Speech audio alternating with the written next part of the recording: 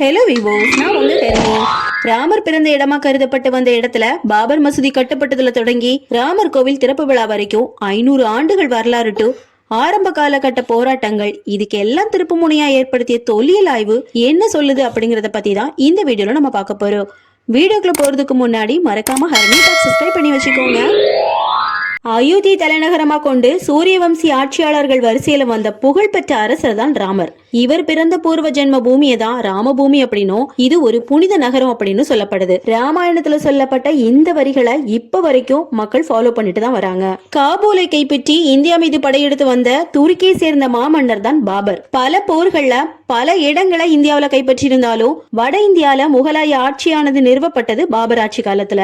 1526 ஹரியானா பானிபட் போர், 1527 ராஜஸ்தான் கான்வா போர், 1528 சந்தேரி போர், 1529 பீகார் போர்னு வெற்றி பெற்று அந்த டைம்ல ஆட்சியில் இருந்த ஆப்கானியர்கள் ராஜபுத்திரர்களோட அதிகாரத்தை தகர்த்து ஒரு பேரரசு நிறுவன மன்னர் தான் பாபர். அதுக்கப்புறம் 1528ல பாபர் தன்னோட தளபதி மிர்பாகி அப்படிங்கிறவருக்கு ஒரு ஆணைய பிறப்பிக்கிறாரு. என்னன்னு பாத்தீங்கன்னா, அயோத்தி ராமர் பூமியில ஒரு மிகப்பெரிய மசூதி ஒண்ணு கட்டப்படணும் அப்படின்னு சொல்லி. இப்படி மசூதி கட்டுறதுக்கு உள்ளூர் மக்களுக்கு கொஞ்சமும் உடன்பாடும் பிடித்தமும் இல்லாம இருந்தாலும் ஆட்சி அதிகாரத்துல இருக்கிற மன்னர் இந்த ஆணையை சொல்லும் போது எதிர்க்க முடியாத ஒரு சூழல்ல இருந்து வந்தாங்க.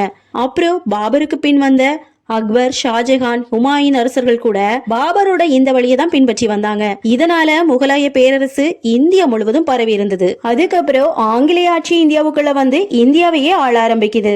1751ல மராத்தியர்கள் வந்துட்டு அயோத்தி, மதுரா, காசி போன்ற இடங்களை தங்களோட கட்டுப்பாட்டுக்குள்ள கொண்டு வர முயற்சித்ததுனால பலவித கலவரங்களும் வந்திருக்கு. 1753ல அயோத்தியில இந்து முஸ்லிம் கலவரமானது முதல்ல ஸ்டார்ட் ஆகுது. 1753ல இருந்து போராட்டங்கள் தொடங்கி 1992 டிசம்பர் 6ல உச்சக்கட்ட பிரச்சனையா மாறி பாபர் மசூதி இடிக்கப்படுது. கலவரம் வெடிச்சு மிகப்பெரிய அளவுல பொருட்சேதமோ உயிர் சேதமோ ஆகியிருக்கு.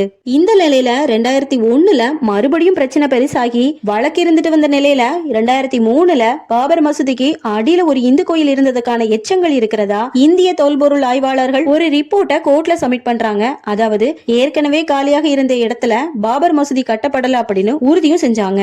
மசூதிக்கு அடியில கண்டெடுக்கப்பட்ட அந்த கட்டுமானம் இஸ்லாமிய வழிபாட்டு தலம் இல்ல அப்படின்னு நிரூபிக்கப்பட்டது. இன்னும் சொல்ல போனா பாபர் மசூதிக்கு கீழே உள்ள கட்டுமானம் கோவில் அமைப்புல இருந்திருக்கு அப்படின்னும், ஆனா அந்த கோவிலானது எந்த தெய்வத்துக்கு உள்ளது அப்படின்னு நிரூபிக்கப்படல அந்த டைம்ல. இதனால பாபர் மசூதிக்கு கீழே இடிபட்ட நிலையில இந்து கோவில் இருக்கிறத ஆதாரத்தோடு நிரூபிச்சாங்க. இருந்தாலும் இதை எதிர்த்து பலவித சட்ட போராட்டங்களானது நடந்துட்டு தான் இருந்தது. 2010ல சரிசமமா பங்கிட்டுக்கணும் அப்படின்னு தீர்ப்பு வந்தாலும் 2012ல அதை எதிர்த்தோ வழக்கு தொடரப்படுது. 12 அடுக்கடுக்கான மேல்முறையீட்டு வழக்குகளை 2018ல தொடங்கி 2019ல இது ராமபூமி அப்படின்னும் இது இந்துக்களுக்கு சொந்தம் அப்படின்னும் மாற்று இடம் முஸ்லிம்களுக்கு வழங்கப்படணும் என்ற உத்தரவு பிறப்பிக்கப்பட்டது. தீர்ப்பு விளக்கம் என்னன்னு பாத்தீங்கன்னா, சர்ச்சைக்குரிய அந்த இடத்துல நடத்தப்பட்ட தொல்பொருள் ஆய்வுல காலியா உள்ள இடத்துல கட்டப்படலன்னு உறுதியாகி இருக்கு அப்படின்னும், மசூதிக்கு கீழே ஏற்கனவே இடிபட்ட நிலையில கோவில் இருந்தத ஆதாரத்தோடு நிரூபிக்கப்பட்டிருக்கு அப்படின்னும், அயோத்தியில தான் ராமர் பிறந்தார் அப்படிங்கிறது இந்துக்களோட அசைக்க முடியாத நம்பிக்கையா இருக்கு. மத நம்பிக்கை அப்படிங்கிறது இந்திய அரசியல் சாசனத்தின் அடிப்படை உரிமை. 1855க்கு முன்னாடி வர இந்த இடத்துக்கு இந்துக்கள் போயிட்டு வந்துட்டு தான் இருந்திருக்காங்க அப்படிங்கிறதும் நிரூபிக்கப்பட்டிருக்கு. இப்படி மேற்கோள் காட்டப்பட்டு தீர்ப்பு வாசிக்கப்பட்டது. அது மட்டும் இல்ல, சன்னி வகுப் வாரியத்துக்கு முஸ்லிம்கள் தனியாக ஒதுக்கப்பட்ட வேறு இடத்துல மசூதி கட்டிக்கணும் அப்படின்னு உத்தரவு பிறப்பிக்கப்பட்டது. இதை தொடர்ந்து ராமர் கோவில் கட்டப்பட 2020ல அடிக்கல் நாட்டி 2024ல கோயில் கட்டப்பட்டு கும்பாபிஷேகமும் நடத்தி முடிக்கப்பட்டிருக்கு.